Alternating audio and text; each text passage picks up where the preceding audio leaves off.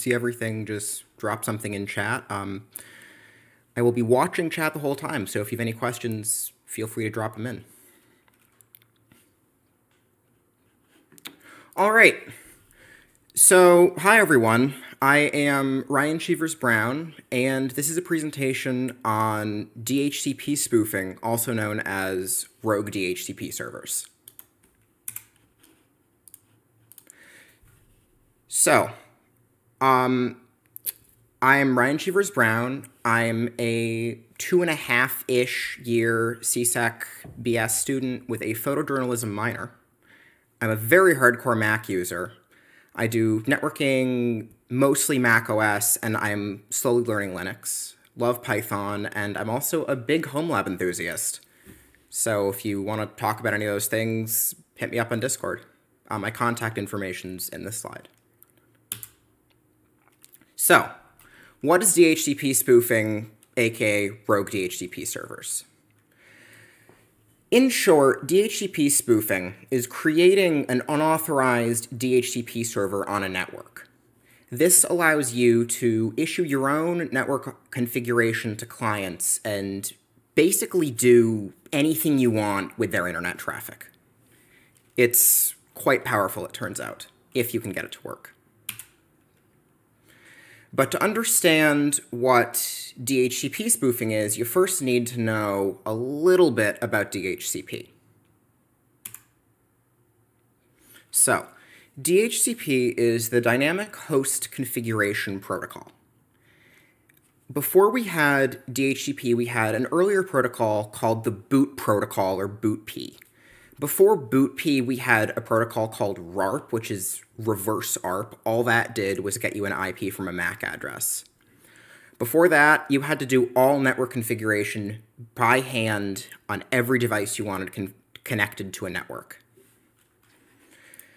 So, DHCP is implemented on top of BootP. There is a flag set in the DHCP header that differentiates whether a packet is a DHCP packet or a BootP packet. DHCP is used everywhere. Anytime you're connecting to a network where you're not given a static IP, you are getting your IP through DHCP. Little fun fact, it's the only protocol with an open client port, and that's port 53. So the things DHCP does. It automatically and programmatically assigns IP addresses, subnet masks, DNS servers, router and gateway addresses, host names, domain names, and a great many more things. It can even provide boot files to clients for network booting. It's very versatile in what it can do. So, little bit on DHCP client-server communication. It's all based around this process called the DORA process, and DORA stands for Discover, Offer, Request, and Acknowledge. This process is when a client is booted up and connected to a network, the first thing it does is sends a Discover packet. This is sent on the broadcast address, all 255s.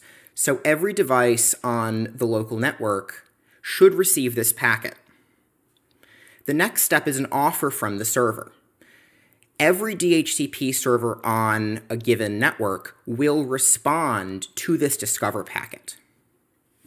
However, the client will only accept one of these DHCP offers, and it will unicast the reply back to the DHCP server it has chosen.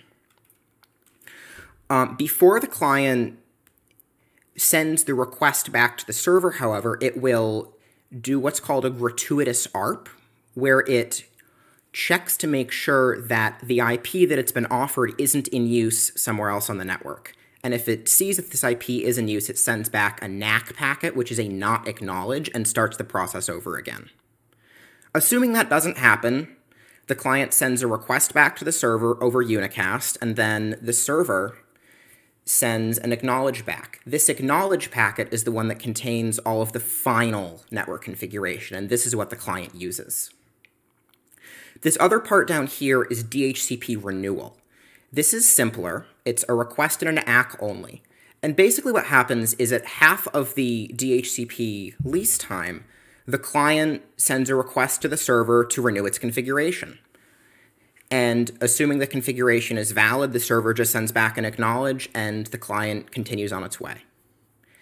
However, if the client's configuration is invalid, the server is going to reply with a not acknowledge packet, or a NAK, triggering the DORA process all over again.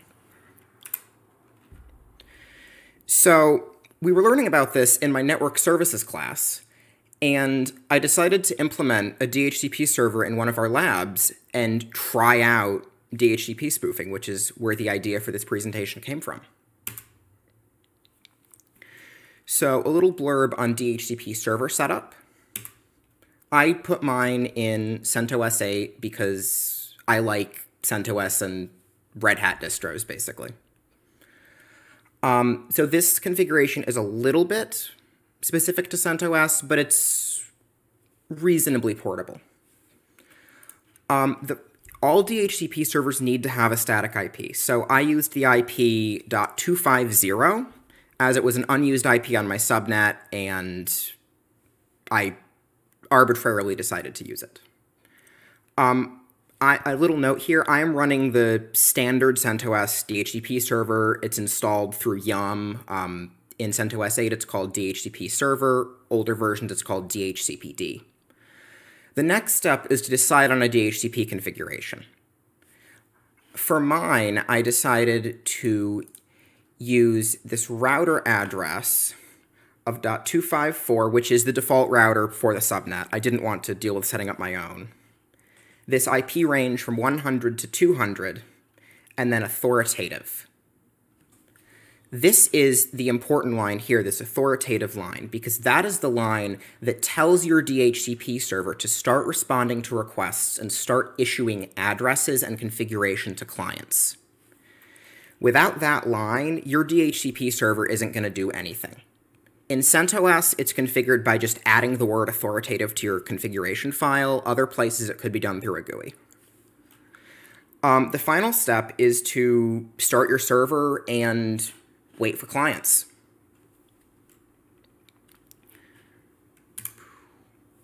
So the next thing that happened, I started up a Kali Linux virtual machine because I just needed any client to run this on. And as you can see, the Ethernet address, the IP address that it has is this 192.168.128. That's just the IP it came with. So then I connected it to the network and told it to renew its DHCP information. And as you can see, it was issued this address here, 10.161.1.100, which, if you remember from a couple of slides ago, 100 is the first address in my range, meaning I believed that my spoofed DHCP server was working. This is a little blurb of the DHCP server logs, where, as you can see, the Kali client issued a discover, offer, request, and acknowledge, the DORA process between my server and my client. There's some other stuff in here, but I'll get into that in a second. So now I have a packet capture. And this is quite important here. In order for a rogue DHCP server and DHCP spoofing to have any chance of being successful, you need your server to be able to respond to DHCP requests faster than the official server for your domain. So in this screenshot of a packet capture here, the first thing that's happening is a request right here, DHCP request from my client, which doesn't have an IP, hence the zeros, to broadcast. The following two packets are both not acknowledge packets, indicating that the requested configuration is invalid. But what's important about them is that the .250 server, my server, responded first. And if you look over at the timestamps on the left, mine was about 0.1 of a second ahead, which is a very small amount of time, but it's enough time that the client listens to my server. And so if I jump over to the actual packet capture now, share, basic, Okay. So now I am sharing the actual packet capture. I need to get my little pointer back. And so you can see here, I've got this request and the not acknowledge and the second not acknowledge from the 250 my server and the 254 the official server. However, in the middle here, immediately after the client received the first not acknowledge, it started the DORA process, which is this packet here. You can see the flag is a discover packet. So before the client even heard from the official server for my domain, it had already begun the DORA process using my server. Sorry, it had already begun the DORA process due to hearing from my server first. And then you can see the client goes through this process, the discover, offer, request, and acknowledge. And if you look over back at these source IPs, it's communicating with my server, the .250, not the .254. So at this point, I knew that my exploit had worked reasonably well, and I had issued incorrect IP configurations to the client. So now I am going to jump back to my slides for 1 second. All right. So on this last slide here, I just want to point out a little bit about my final configuration. So as you can see, I've got in the top here the packet capture from the DORA, the DORA process. And then in the left here, I have a screenshot of what the actual DHCP configuration looks like, the final configuration. You can see the client received an address of .100. It's an acknowledge packet coming from the server at .250. It's got a bunch of other information, but I changed the domain name around a little bit. The domain name should have been cseclabs.rit.edu, but I needed some way to be able to really differentiate that this configuration was coming from my own server and not from the official server. So that's about all I have for hard data, but some uses, some ideas for the future and what you can do with this. A really, really easy thing you can do is change the router address. Set up your own router on this network, and then in your DHCP configuration, send the clients to talk to your router instead of the official router. Then you can very easily log all of the traffic being sent from all the clients on... Then you can very easily log the traffic sent from all of the clients that have talked to your DHCP server. Another thing you can do on some domains is send false boot information. This is a little bit harder because you need to know significantly more about the original boot configuration for the clients, but you can theoretically set up a DHCP server on these domains and configure it to send boot files to the clients that have been pre-infected with malware or have known backdoors or anything else you want. Because before the clients complete this DORA process, they don't know what DHCP server they're talking to, and they don't know that they're not talking to the right server. Another thing you can do with this is if you configure your DHCP server to send clients to your router, you can also very easily run man-in-the-middle attacks because you can have all the client's traffic pass right through your router. So DHCP spoofing has not really been solved. There are mitigations for it, but the main reason it hasn't been solved is that it's really hard to verify information with 100% accuracy without being able to communicate with the outside internet. And before you have an IP address, you can't communicate with the internet at all, which is why these packets are sent over broadcast.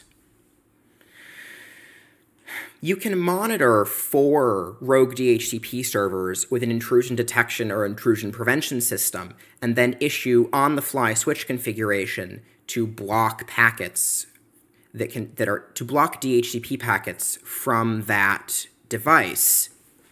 But that's not a great solution. Another mitigation is to on your switch configurations allow DHCP traffic from only the official DHCP server, but these aren't full fixes. They are mitigations, not solutions, at least the way I see it. Anyway, that's about all I have, and thanks so much for coming.